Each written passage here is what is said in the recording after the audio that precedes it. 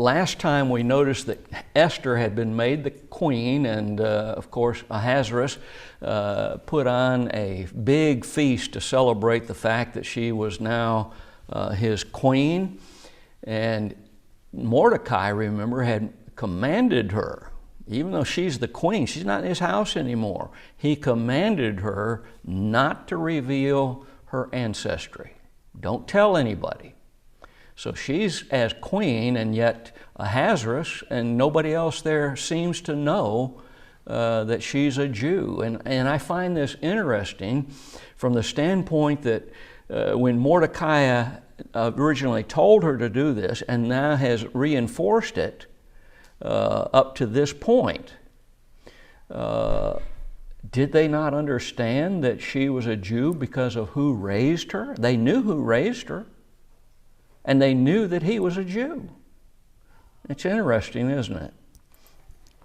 The scene changes now in verse 21 of chapter 2 to Mordecai. This is the beginning of revealing to us what took place and what he will later be honored for, and what caused Haman to get real bent out of shape with Mordecai. So while he was sitting at the king's gate, we notice that he overheard, or probably overheard, a discussion between two of the keepers of the gate, two guards of the gate, who were planning on killing Ahasuerus. That's what it means to lay hands on him. He passed that information on to Esther, if you remember, who then passed it on to her husband Ahasuerus, the king. Subsequently, we noticed that he did an investigation of this, and it was proved to be true, and so those who conspired against him were put to death. And this event, it tells us, was recorded in the King's Chronicles.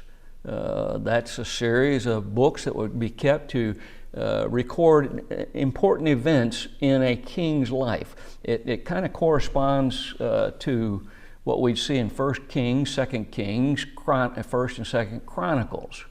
Those were records of what took place among the kings of Israel. Today, the thing that would be similar to that would be what we call a president's library, a presidential library, which kept track of all of the so-called important things of their lives. Credit is given, though, notice in these chronicles, to Mordecai as being the one who revealed or saved the life of Ahasuerus. And that seems to be the indication of what took place. We continue that review by noticing in chapter 3, as we started last week, and we notice that chapter 3 is actually beginning about 5 years after the events that are finally recorded, that is, the plot against Ahasuerus in chapter 2. There's a 5-year gap in between these two. We know, we mentioned just briefly that it was during this time that Ahasuerus led a mighty army, believed to have been over 1 million soldiers, foot soldiers, not counting his ships and sailors and all those, against Greece, and was badly beaten and limped home whimpering, as a monarch of that time would probably do, and upset about all of that. It was during this time now that Haman has been promoted to what we would call a prime minister. He is promoted to the top of the nation, like Joseph in Egypt, only here to Ahasuerus, second only to the king. And it's important, it's very important for us to remember that Haman is an Agite. Now, I'm sure all of you as astute Bible students know that if you see an ITE on the end of a name, what that's signifying is a descendant of that person. Haman was an Agite. Now, why is that so important? Because that makes him an Amalekite. And we remember that God told Saul, you go and you absolutely wipe the Amalekites off, or the Amalekites off the face of the earth. All of these people were to be absolutely destroyed. Men, women, children, and even their animals. Nothing was to be spared. That was because of the treachery that they had exhibited toward the Israelites in the wilderness when they attacked them from behind. That is, attacked their women and children and the weaker of the people. Mordecai would not bow down to this new prime minister. And we studied some of the thoughts behind that, and a lot of historians talk about the fact that these leaders would put an image on their clothing of a god that they served. And because he was a Jew, he couldn't bow down to these images. And here's a great lesson for us, a very important lesson. We as God's people, no matter what age we lived in, whether it's the patriarchal, Mosaic, or the Christian dispensation, we as God's people have to obey God above any human-made law that violates God's law. And we have to be willing then to be punished by whatever they suggest needs to be done because we violated their human law that violated God's law. In other words, we have to be faithful to God. We cannot compromise, no matter what that may cost us. Remember the 3 boys in Daniel?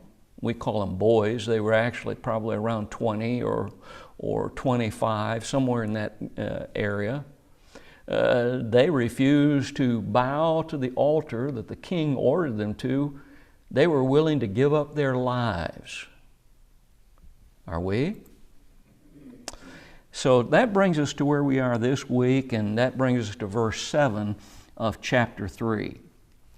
If you'll read along with me, in the first month, that is the month Nisan, in the 12th year of King Ahasuerus, they cast pur, that is, the lot before Haman from day to day, and from month to month, to the 12th month, that is the month Adar. What this is talking about is what we generally see in the Old Testament called a lot. Now we know that the lot, L-O-T, not talking about a piece of ground, but the lot was some kind of a device that they would throw and it would tell the future. But it only told the future when God was directing it. Otherwise, it was just a matter of chance. But it wasn't when God directed it. And God gave His people instructions. You'll remember in chapter 1 of the book of Acts. A lot was cast to determine who was going to replace Judas the traitor. And if you'll remember, the passage tells us that it was directed by, the lot was directed by the Lord. By God, in other words. This verse in Esther 3 and verse 7 shows the effort that Haman is going to make to execute his plan to exterminate the Jews. And what it's telling us is that they cast this pur, this lot, and they started in the calendar and they started, okay, would this day be the best day to do this? If the lot said no, the pur said no, then they went to the next one. It's interesting that this is being done from this standpoint. Normally, their doing this would just be a matter of chance.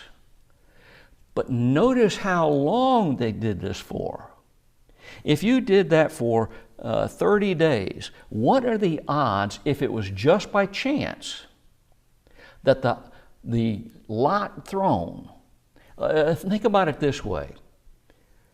If you took a set of dice and threw it the first time, and let's say it came up to number 6, the total came up 6, how often do you think it would always come up 6 after you threw it for 30 times, 30 days of a month? Wouldn't happen, would it? It will not, by chance, keep coming up the number 6.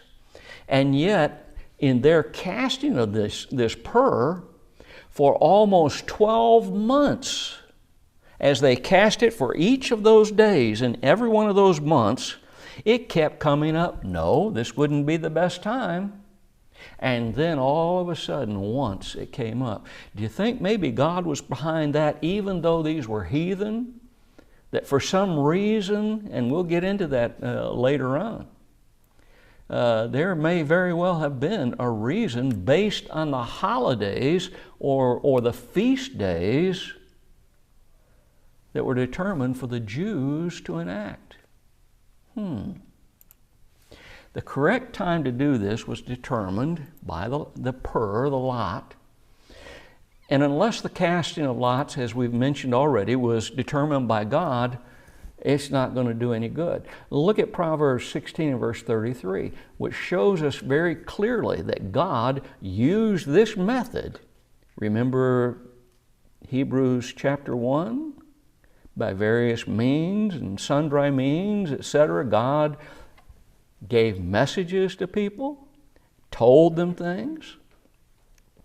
The lot is cast into the lap, but the whole disposing thereof, notice that, the whole disposing thereof, the whole message it sends, therefore, or thereof, is of the Lord. The word Lord there is originally the word Jehovah.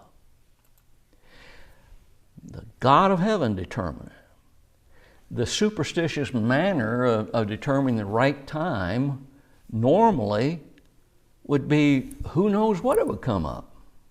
But it certainly wouldn't have come up the same answer for each day, day after day after day after day, until finally, only one time did it change. It wasn't superstition, in my estimation. Today, there's no lack of superstitious people in the world in which we live. It wasn't something that was authored back in those times. Let's look at verse 8 and 9. Haman said unto the king Ahasuerus, there's a certain people scattered abroad, dispersed among the people in all the provinces of thy kingdom, and their laws are diverse from all people. Neither keep they the king's laws. Therefore it is not for the king's profit to suffer them. If it please the king, let it be written that they may be destroyed, and I will pay 10,000 talents of silver to the hands of those that have the charge of the business, to bring it into the king's treasury. Haman tells Ahasuerus, there's a nationality of people here who basically are lawbreakers. They're not for your benefit, king. They're people who will not serve you properly. They're just lawbreakers. Isn't it interesting that he doesn't say who they were? Now, it's going to come out, but when he approaches the king about this, he doesn't tell him who this is. If you were the king, what do you think you would have done? The same thing I would have done. Well, who are these people? Who's this enemy among my own nation that are plotting against me? Wouldn't you do that? He said they followed different laws.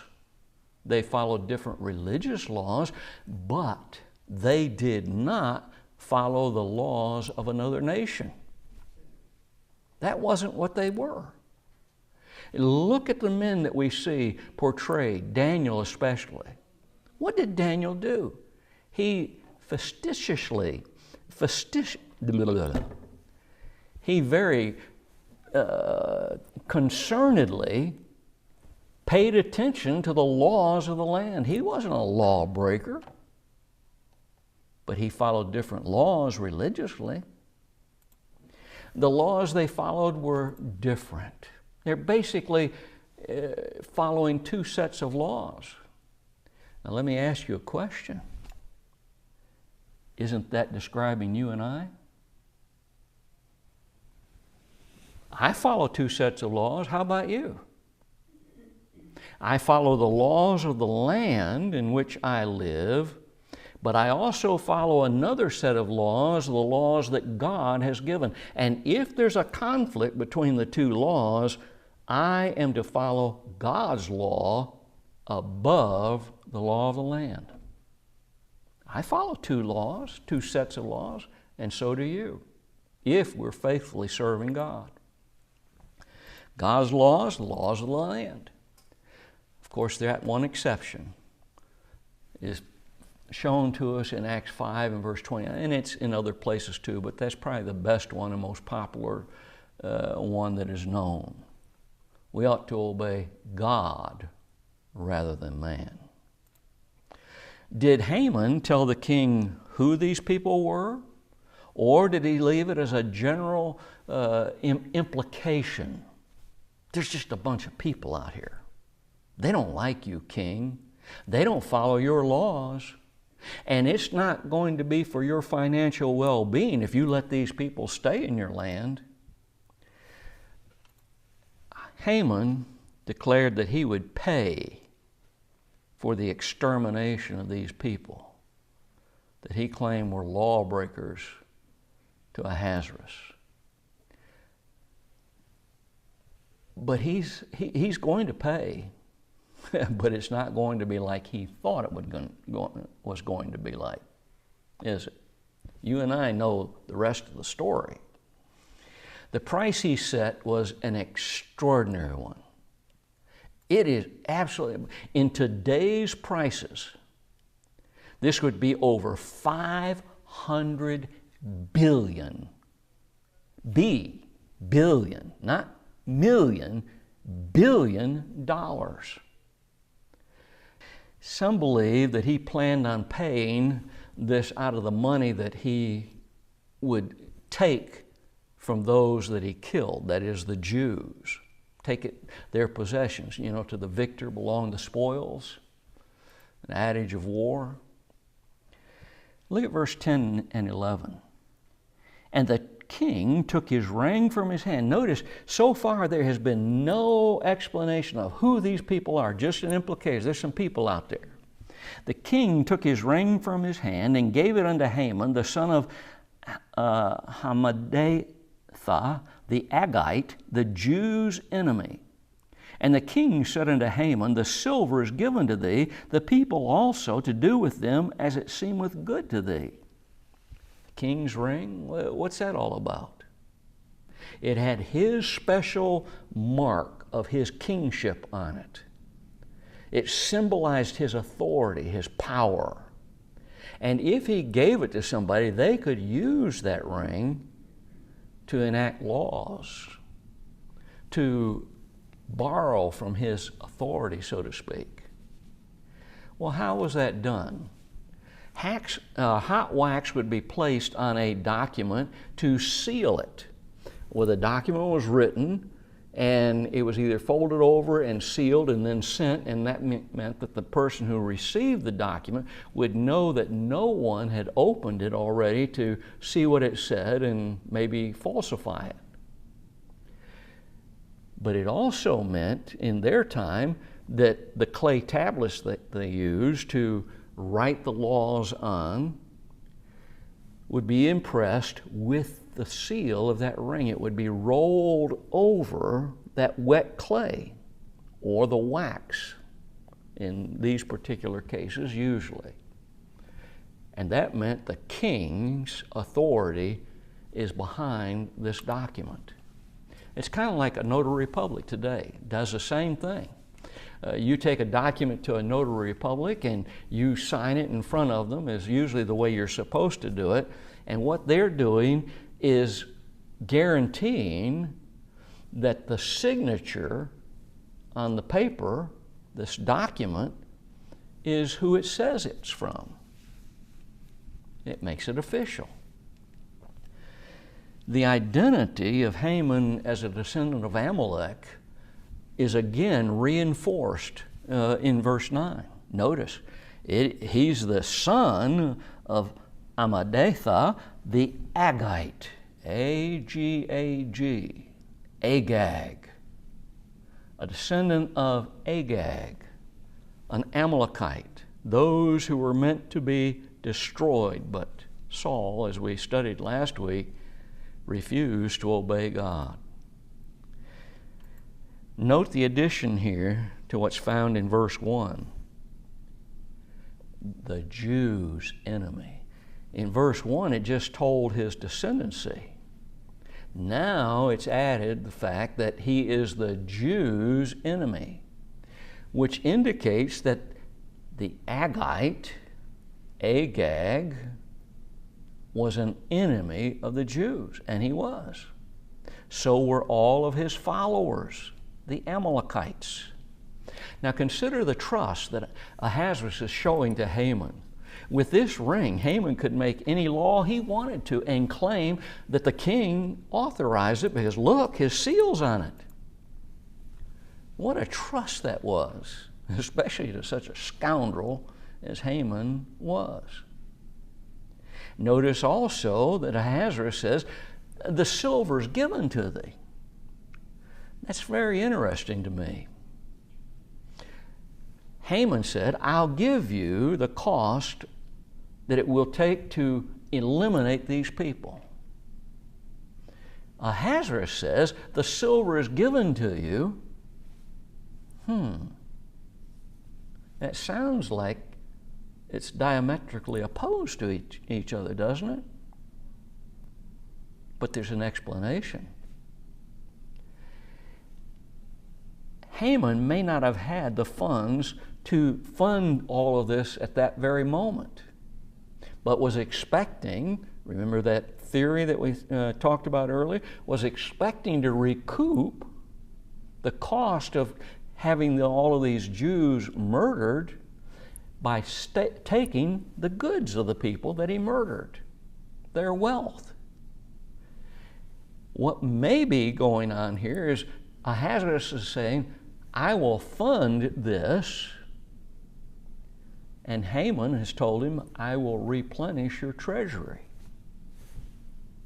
I don't know positively, but it sounds to me like that's a possibility. When you study the scholars who have written about this, they're very divided over who gets the gold or the silver. We might also mention this. In our society today, gold is the top metal. Silver is second. In their society, silver was number one, and gold was second. That seems backward to us, doesn't it? Because of the way our society views things. At first glance, it appears to be Ahasuerus is going to receive all of this. We don't know. We just don't know. Second thought may be a little bit different. I'll leave that up to you to decide. Let's look at verses 12 through 15. Then were the king's scribes called on the 13th day of the first month, and there was written according to all that Haman had commanded unto the king's lieutenants, and to the governors that were over every province, and to the rulers of every people of every province according to the writing thereof, and to every people after their language, in the name of King Ahasuerus was it written and sealed with the king's ring. And the letters were sent by post into all the king's provinces to destroy, to kill, to cause to perish all Jews, both young and old, little children and women, in one day, even upon the 13th day of the 12th month, which is the month Adar, and to take the spoil of them for a prey. Might just mention here, what was King Saul told to do to the Amalekites? Destroy men, women, children, and their animals. You see what Haman wants to do here? Verse 14, the copy of the writing for a commandment to be given in every province was published unto all people that they should be ready against that day. The post went out, being hastened by the king's commandment, and the decree was given in Shushan the palace, and the king and Haman sat down to drink, but the city Shushan was perplexed. Haman's decree is being sealed by the king's seal. And notice the date of this allowed slaughter is set. It's 1 day. They are only allowed to kill all these people in 1 day. But in order for something like that to be done in 1 day, look at the preparation that would have to be made. It would have to be planned. They would have to get their forces ready and nearby the people that they were about to destroy, and then to go after them. And not just in one city, Shushan, the capital that he was in at that time, but it's going to have to be over the entire population of the entire empire. An empire that never got any bigger until the Roman Empire conquered more land than this empire. Isn't that interesting? Not only is it going to have to be put forth in a command, but that command is going to have to be written in the language of every kind of people who are in that empire. Now think about that. This empire would have extended all the way to India. It's got to be written in their language. And not only their language, but it would also have to be written in all of the dialects of their language to make sure that everybody understood this command. And this command is going to go into effect exactly 11 months. Exactly 11 months from the time the decree was signed into law. Look at the dates at the beginning of the chapter and what we see here. This document was sealed on the 13th day of the first month, Nisan, of the Jewish calendar. The Passover of the Jews was held on the 14th day of Nisan. How joyous was this Passover for the Jews? Think about it. The Passover was supposed to be a joyous time for the Jews, commemorating the fact that God had delivered them out of the hand of their enemies in Egypt. And this decree is issued the day before they were supposed to celebrate that great day. And exactly 11 months later, from the 13th, this decree was to be put into effect. It was to be written in all the languages of the people. That's why it had to be delayed. That's why supposedly that was the best time to do it. Why? It gave plenty of time for this decree to reach all the people of the nation. I believe that's, again, due to God setting that date,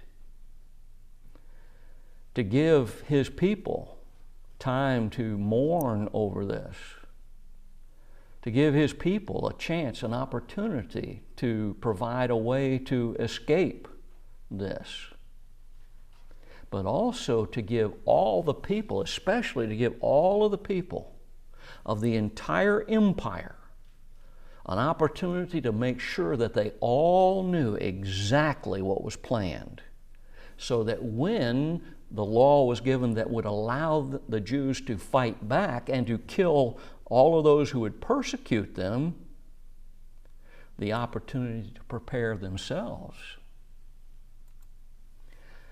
I believe the answer again is quite simple. Haman's superstition caused him to cast these lots to determine the best time, but God's the one who directed it. Even though for Haman it was just a superstition, believing that his gods, who could do nothing, who could not speak, who could not hear, who could not move themselves. And secondly, it would have taken a lot of time for the copies of this law to go out, and the copies of the law that's going to be issued that allowed them to countermand this law. Remember, the laws of the Persians could not be changed. Mordecai couldn't go to Ahasuerus and say, look, this is a terrible law, and explain to him why it's a terrible law. And Ahasuerus start thinking about it and say, you know what, it is a terrible law, and I'm going to write that now it's, he couldn't do that. He could not write into the law that I've now dismissed this law. You'll see that in the book of Daniel, in the time of Cyrus, the king, and Daniel being cast into the lion's den. Cyrus did everything he could all day long trying to figure out a way to keep Daniel from being thrown into the lion's den. But he couldn't counteract the law of the Persians.